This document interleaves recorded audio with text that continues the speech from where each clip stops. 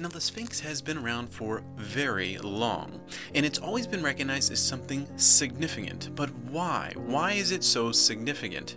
Because the meaning that this wondrous creation expresses is so vivid. But why should you care about it? Well, as a ruler, you're very interested in being the head. And when we look at the Sphinx, it's very clear that the meaning is vivid in the head of the Sphinx. And as you are the ruler of your kingdom, you want to symbolize yourself as the one who's over creation. So when you look at the Sphinx, you have a lion's body, which symbolizes Egypt, the strength of Egypt in this magnificent lion. And at the head is not a lion's head, it is the ruler's head.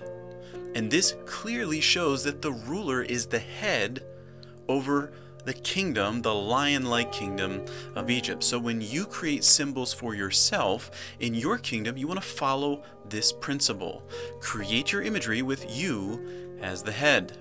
You also want to symbolize yourself as with creation, not just over creation as the head, but with creation as well. If you notice, this is not called the lion with the human head, it's called the Sphinx. It's a one creation. It's a new creation, a symbolic representation of one kingdom, both the ruler at the head, and then you have the kingdom symbolized in the lion, but you put them both together and you get a Sphinx. So when you symbolize yourself, don't just put yourself over your kingdom, make yourself with your kingdom. And that brings us to the final conclusion. You don't just need to be with them, you need to be as them.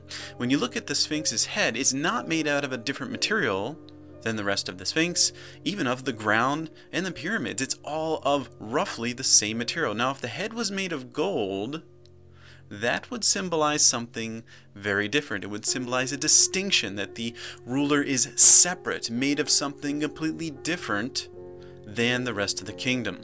So when you create your symbols for yourself and your kingdom, make sure you're over, because you want to have that authority and rule. You're with them so that you can connect, and you want to be of the same likeness as them, so all of you can relate together while you still rule them at that friendship and authoritative level. So what can we conclude from the Sphinx?